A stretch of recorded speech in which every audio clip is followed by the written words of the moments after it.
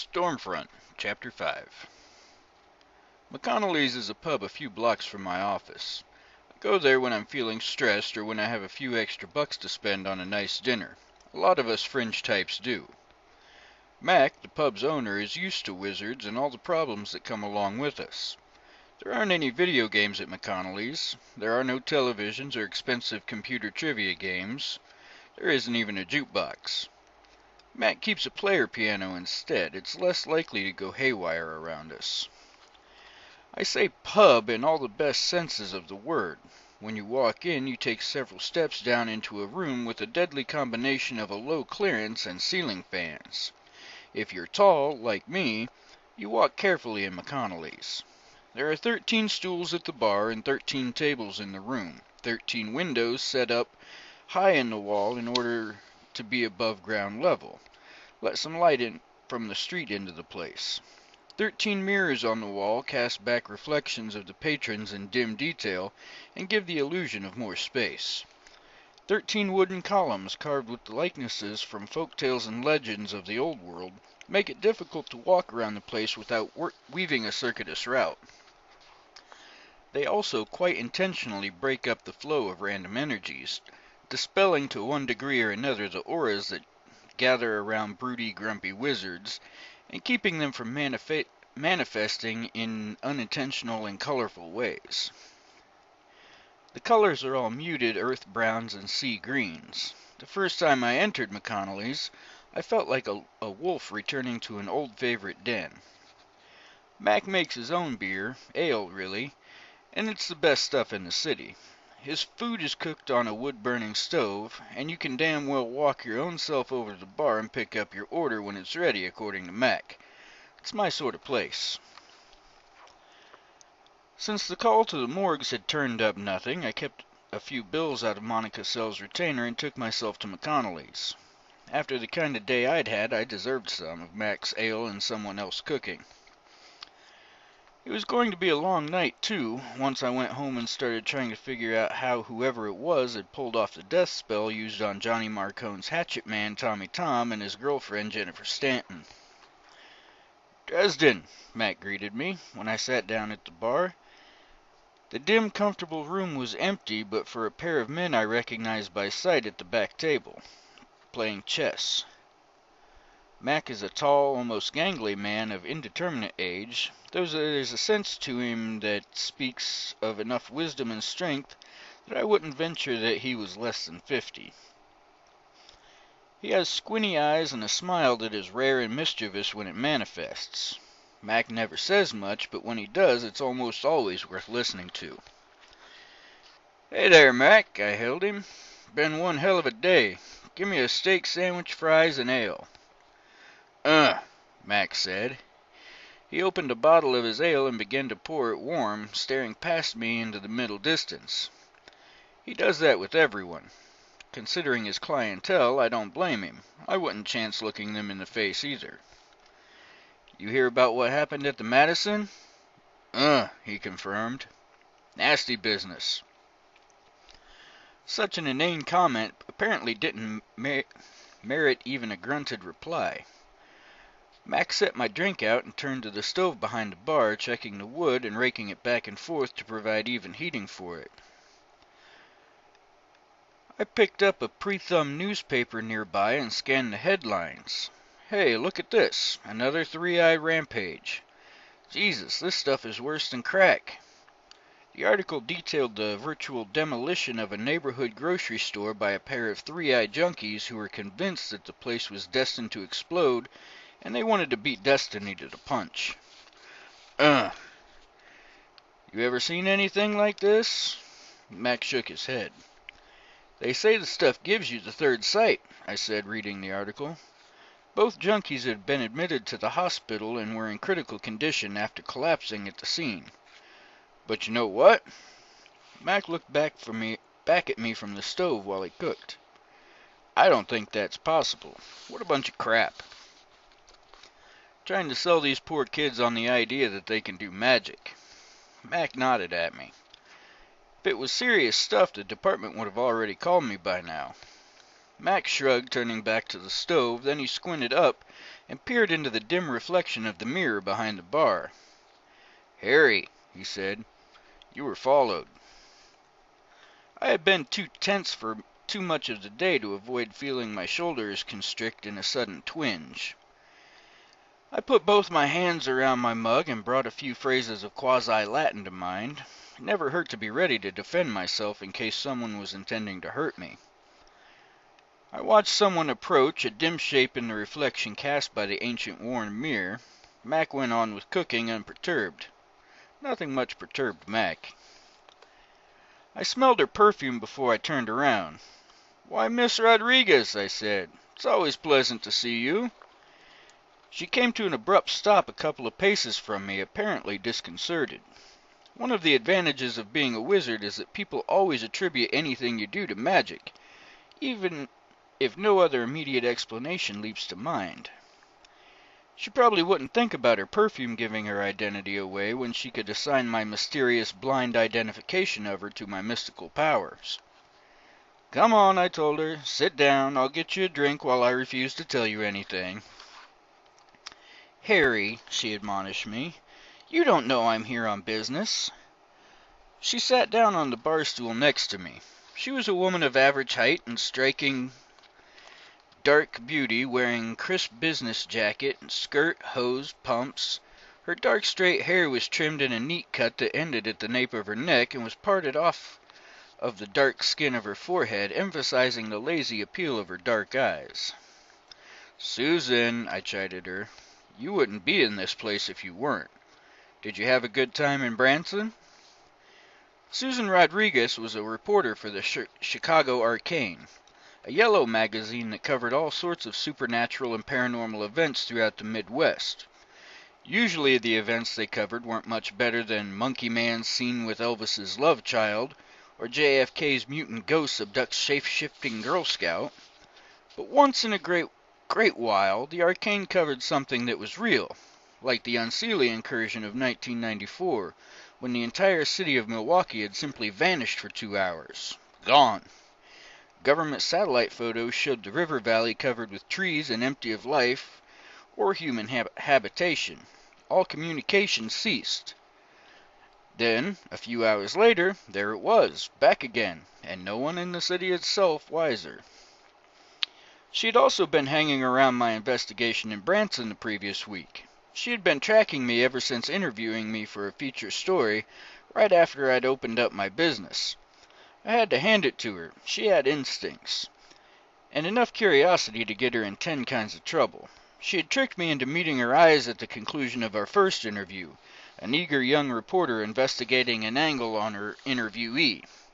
She was the one who had fainted after we'd soul-gazed.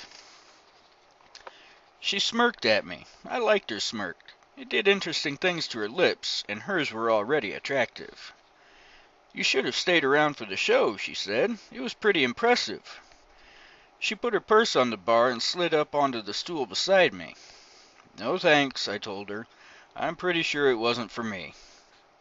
"My editor loved the coverage. She's convinced it's going to win an award of some kind." "I can see it now," I told her. "Mysterious visions haunt drug-using country star.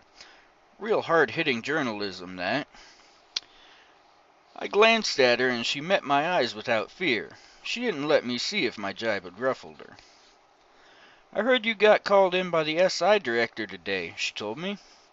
She leaned toward me enough that a glance down would have afforded an interesting angle to the V of her white shirt. "I'd love to hear you tell me about this one, Harry." She quirked a smile at me that promised things. I almost smiled back at her. "Sorry," I told her. "I have a standard non-disclosure agreement with the city." "Something off the record, then?" she asked. "Rumor has it that these killings were pretty sensational." "Can't help you, Susan," I told her. "Wild horses couldn't drag it out of me, etc." "Just a hint," she pressed. "A word of comment, something shared between two people who are very attracted to one another." "Which 2 people would that be?" She put an elbow on the counter and propped her chin in her hand, studying me through narrowed eyes and thick long lashes. One of the things that appealed to me about her was that even though she used her charm and femininity relentlessly in pursuit of her stories, she had no concept of just how attractive she really was. I had seen that when I looked within her last year. "Harry Dresden," she said, "you are a thoroughly maddening man." Her eyes narrowed a bit further. "You didn't look down my blouse even once, did you?" she accused. I took a sip of my ale and beckoned Mac to pour her one as well. He did. "Guilty." "Most men are off balance by now," she complained. "What does it take with you anyway, Dresden?" "I am pure of heart and mind," I told her. "I cannot be corrupted." She stared at me in frustration for a moment. Then she tilted back her head to laugh. She had a good laugh, too, throaty and rich. I did look down at her chest when she did that, just for a second. A pure heart and mind only takes you so far. Sooner or later, the hormones would have their say, too. I mean, I'm not a teenager or anything anymore, but I'm not exactly an expert in things like this either. Call it an overwhelming interest in my professional career, but I've never had much time for dating or the fair sex in general, and when I have, it hasn't turned out too well. Susan was a known quantity. She was attractive, bright, appealing, her motivations were clear and simple, and she was honest in pursuing them. She flirted with me because she wanted information as much as because she thought I was attractive. Sometimes she got it, sometimes she didn't. This one was way too hot for Susan or the Arcane to touch, and if Murphy heard I'd tipped someone off about what had happened, she'd have my heart between two pieces of bread for lunch. "I'll tell you what, Harry," she said. "How about if I ask some questions and you just answer them with a yes or a no?" "No," I said promptly. Damn it, I am a poor liar, and it didn't take a reporter with Susan's brains to tell it. Her eyes glittered with cheerful, malicious ambition. "Was Tommy Tom murdered by a paranormal being or means?" "No," I said again, stubbornly. "No, he wasn't?" Susan asked, "or no, it wasn't a paranormal being?" I glanced at Mac as though to appeal for help. Mac ignored me. Mac doesn't take sides. Mac is wise. "No, I'm not going to answer questions," I said. "Do the police have any leads, any suspects?" "No." "Are you a suspect yourself, Harry?" Disturbing thought, that. "No," I said, exasperated. "Susan, would you mind having dinner with me Saturday night?" "No, I blinked at her. "What?" She smiled at me, leaned over, and kissed me on the cheek. Her lips, that I'd admired so much, felt very, very nice. "Super," she said. "I'll pick you up at your place. Say around 9?" "Did I just miss something?" I asked her. She nodded, dark eyes sparkling with humor. "I'm going to take you to a fantastic dinner. Have you ever eaten at the Pump Room at Ambassador East?" I shook my head. "Steaks you wouldn't believe," she assured me, "and the most romantic atmosphere. Jackets and ties required. Can you manage?" Yes," I said carefully. "This is the answer to the question of whether or not I'll go out with you, right?" "No," Susan said with a smile. "That was the answer I tricked out of you, so you're stuck there. I just want to make sure you own something besides jean and button-down Western shirts." "Oh, yes," I said. "Super," she repeated, and kissed me on the cheek once more as she stood up and gathered her purse. "Saturday, then." She drew back and quirked her smirky little smile at me. It was a killer look, sultry and appealing. "I'll be there with bells on." She turned and walked out. I sort of turned to stare after her. My jaw slid off the bar as I did and landed on the floor. Had I just agreed to a date or an interrogation session? "Probably both," I muttered. Max slapped my steak sandwich and fries down in front of me. I put down some money morosely as he made change. She's going to do nothing but try to trick me for information. Can't read tonight. "She's going to do nothing but try to trick information out of me that I shouldn't be giving her, Mac," I said. Mac agreed. Why did I say yes? Mac shrugged. She's pretty, I said. Smart, sexy. Uh. Any red-blooded man would have done the same thing. Huh, Mac snorted. Well, maybe not you. Mac smiled a bit, mollified. Still, it's gonna make trouble for me. I must be crazy to go for someone like that. I picked up my sandwich and sighed. Dumb, Mac said. I just said she was smart, Mac. Mac's face flickered into that smile, and it made him look years younger, almost boyish. Not her, he said. You. I ate my dinner, and I had to admit that he was right.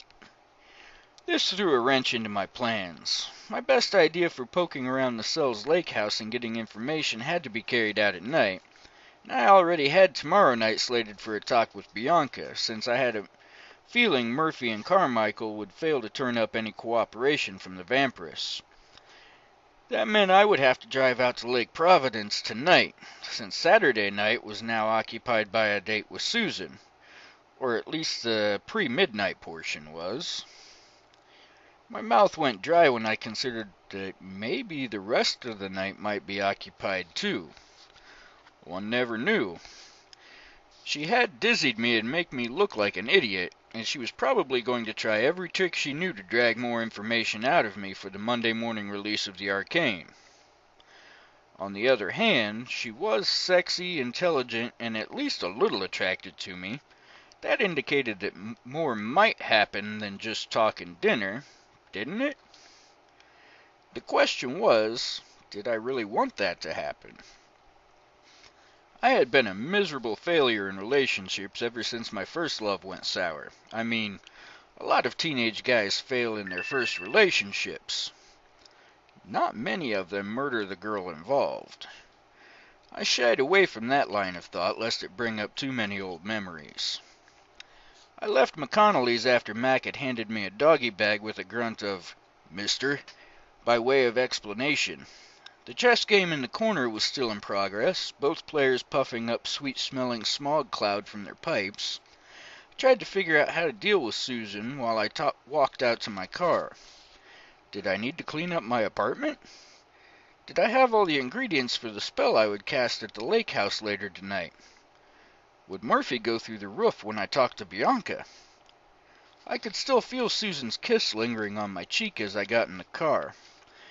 I shook my head, bewildered. They say we wizards are subtle. But believe me, we've got nothing at all on women. End of chapter 5.